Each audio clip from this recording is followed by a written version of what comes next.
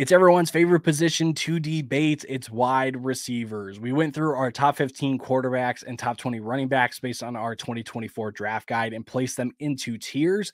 We get to do the same today with our top 20 wide receivers. And we've got a very interesting group of wide receivers to talk about. We've got a lot of up and coming talent that maybe haven't exactly proven it just yet, but we're expecting them to prove it this year. We've got a lot of young, established talent.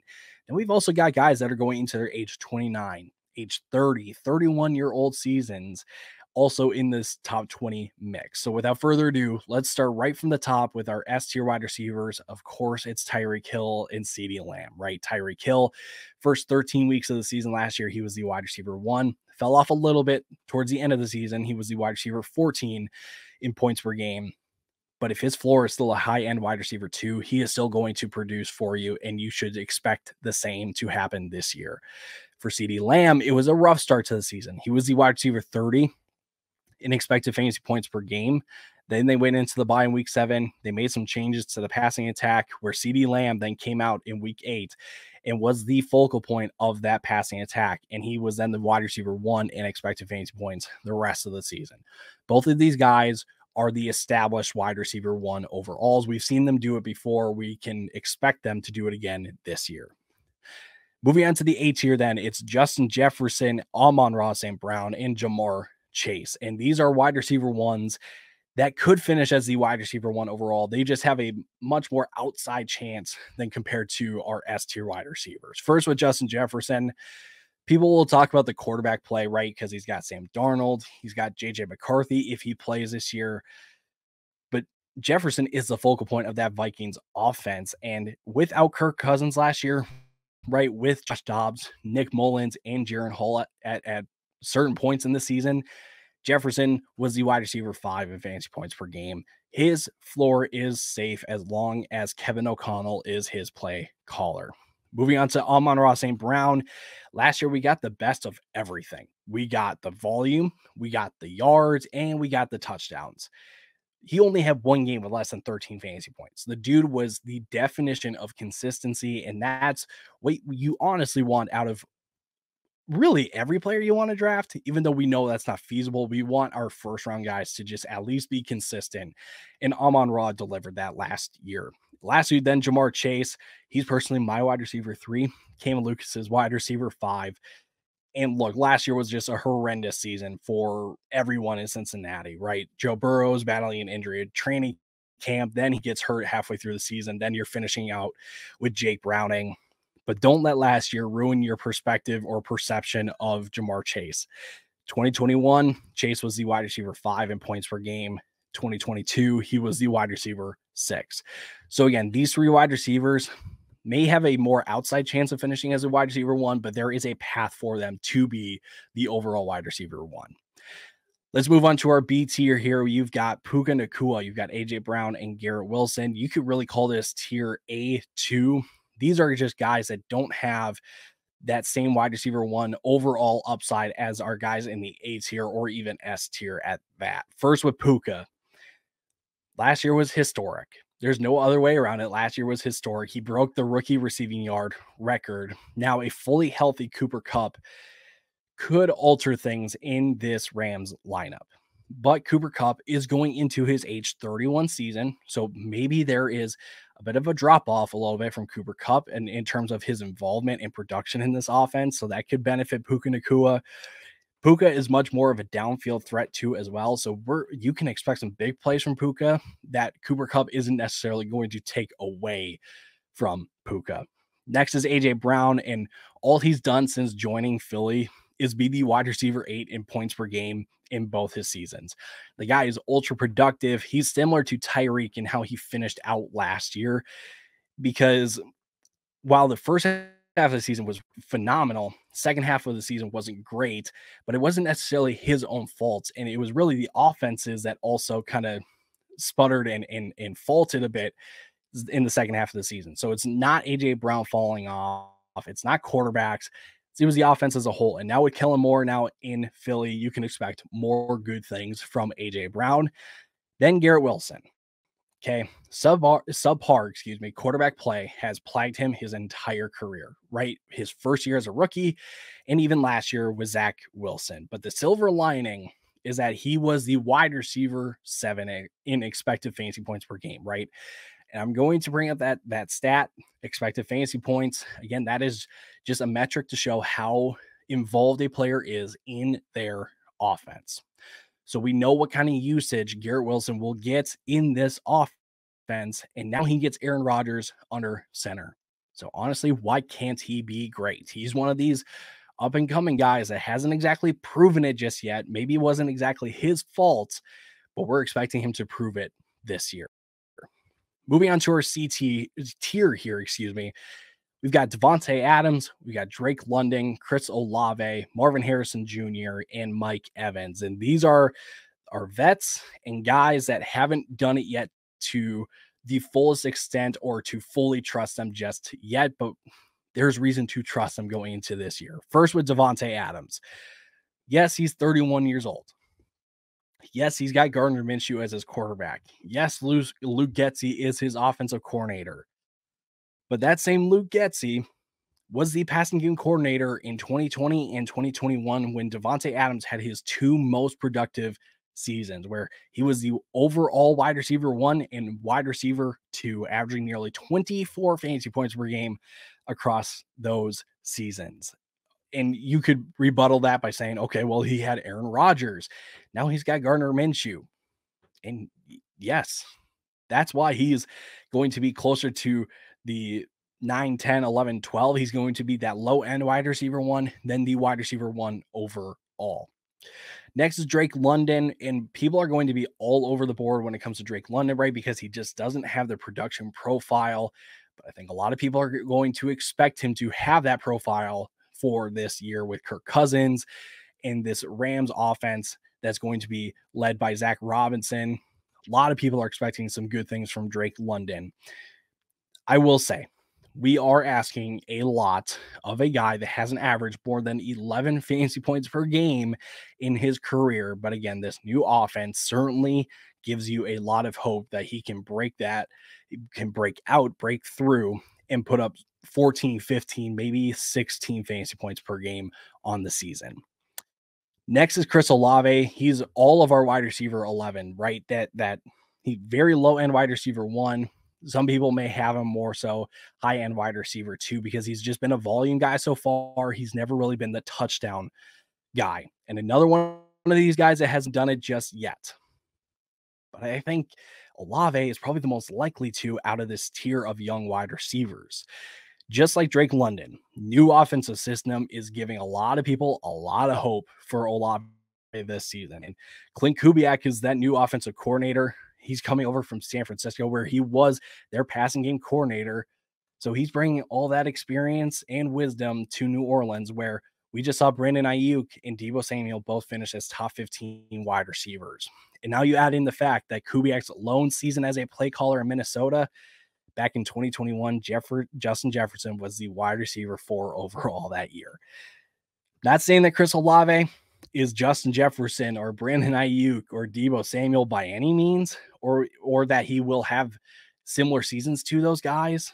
But I think the point is just that Clint Kubiak can be great for Chris Olave. Next is Marvin Harrison Jr., wide receiver 12 across the board. Fringe wide receiver 1 for us. And it's hard to, really argue that a rookie wide receiver should be able to finish as high when we knew are arguably the greatest wide receiver prospect we've ever seen. I think there's some legs to it, right? Rookies that had 120 or more targets in their rookie season average nearly 15 fantasy points per game. 15 fantasy points per game. Last year, that would have been the wide receiver 19. I think everyone, if not most people, maybe I should say it the other way.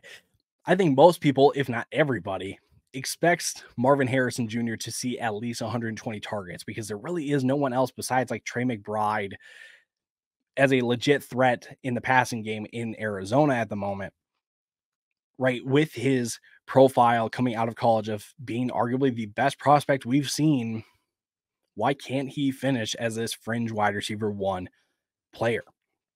And the last guy in this tier is Mike Evans, right? The guy that's been doing it for so long. Losing Dave Canales will hurt a bit. There is no denying that. But the Liam Cohen hire is a fascinating one to me because Evans hasn't really been the reception guy, right? He hasn't had more than 80 receptions since 2018. But Liam Cohen has said in his press conferences that he's going to try to move Evans around the formation a lot to get him mismatched and to get him favorable matchups where he can really take advantage of defenses. That creates some intriguing reception upside, in my opinion. So you take that plus the touchdown upside that he will forever and always have because there is no dominant run game here in Tampa. There is no other elite talent outside of Chris Godwin to really kind of compete for these valuable, targets that come in the red zone or the big plays, even because he is also just the downfield threat.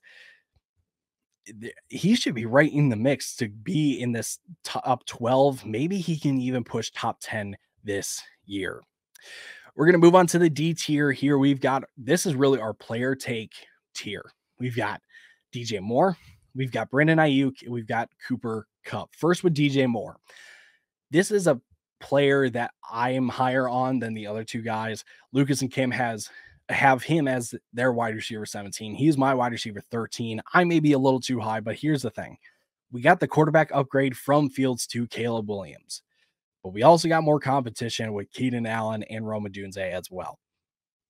DJ Moore should be the downfield guy in this offense. We've seen downfield guys have success in Shane Waldron-led offenses, right? In the last 3 seasons in Seattle, Shane Waldron led offenses in Seattle. DK Metcalf was top 12 in deep targets every season and finished as the wide receiver 14, wide receiver 16, and wide receiver 21 in an overall just bad year for the Seattle offense. I think DJ Moore will be just fine. Yes, we know rookie quarterbacks tend to affect things a little bit. I still think DJ Moore will be just fine. Next is Brandon Ayuk. And another player take that I've got right with Brandon Ayuk. I may not be as in as the other guys are. Cam has him ranked as the wide receiver 13. Lucas has him ranked as the wide receiver 15. He's my wide receiver 20. We're coming off a hyper efficient year. We're likely going to hit some regression this year, but this 49ers offense will still be one of the best units in the league, and Ayuk will still be good in fantasy. Just be wary of what his price tag is. In best ball drafts right now, he's been going as a fringe wide receiver 1 at times. I'm never doing that. I actually probably have the lowest exposure on Brandon Ayuk out of all the drafts that I've done so far. I'm really staying away because the price tag is just too rich for me. Again, he will still be good. Just be wary of what the price tag could be. Lastly, then is Cooper Kupp. Cam's wide receiver 14, my wide receiver 19, Lucas's wide receiver 22. So this is very much a player that Cam is still in on. And I can't really fault him necessarily, right? All reports this offseason so far have been that Cooper Kupp is back to his healthy self. We know how good he can be when he's healthy, but things are different now than they were 2 years ago when he was the wide receiver 1 overall. He is not the only target getter in this offense. You have a Puka Nacua lining up with him as well. This Rams offense also has a run game that the 2021 team did not necessarily have. In 2021, Sony Michel was the lead rusher for the Rams, couldn't even top 900 yards, and was the running back 32 on the year. This isn't the same Cooper Kupp as years past. The situation is a little bit different than what it was when he was super productive. But he should still find a way to be a reception machine because of the rapport that he has with Matt Stafford. Sean McVay trusts him still. You can expect very solid performances from Cooper Kupp. But again, the days of overall wide receiver 1, maybe even pushing top 10, I think those days are over for Cooper Kupp. On to our last tier here. We've got Deebo Samuel, we've got Jalen Waddle, we've got Stephon Diggs, and Devontae Smith. These are wide receiver 2s, maybe fringe wide receiver 1s that are not going to get like elite usage, but they are still in good offenses. So they should still be able to do. So first with Deebo Samuel, You draft Debo for his rushing upside. There's no other way around it. You draft him for his rushing upside, but the receiving work hasn't been great the last 2 seasons. He hasn't had more than 60 receptions, and he hasn't hit 100 targets. That being said, he goes as far as the touchdowns go. Last year, he had 12 total touchdowns, which helped him finish as the wide receiver 13 in fantasy points per game. But in 2022, he only had 5 total touchdowns, and he was the wide receiver 28 in fantasy points per game.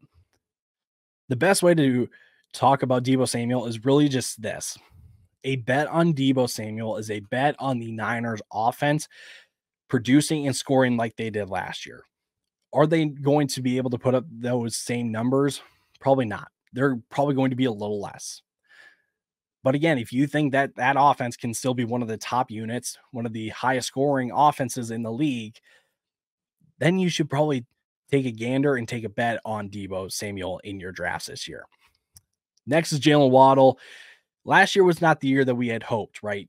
Year 3 in Miami, he was going at the end of the second round as the wide receiver 11. So he was going as a top 12 wide receiver, as a wide receiver 1, and finished as the wide receiver 22 in points per game. So not horrible, but it was definitely frustrating knowing what you paid to get him. But I think he's a great option this year in drafts because he'll likely be going somewhere in that wide receiver 16 to 22 range, which is in the range where he should have finished with how he was utilized in this offense. Plus, you're getting some good week-to-week upside too, because we know that this Miami offense can put up 40 in a given week, right? And on the off chance, I wish this would never happen, but if Tyreek Hill gets hurt, Jalen Waddle immediately steps into one of the most lucrative roles for any wide receiver in the NFL. After him is Stephon Diggs. He's Lucas's wide receiver 14, my wide receiver 18, Cam's wide receiver 30. So he is all the way out on Stephon Diggs. But I think Lucas and I agree that Diggs really should be the lead target getter in this offense. Last year was not necessarily his finish to last year was not necessarily him, hitting a decline in his talent or anything like that. I think that was just because of the offensive coordinator change.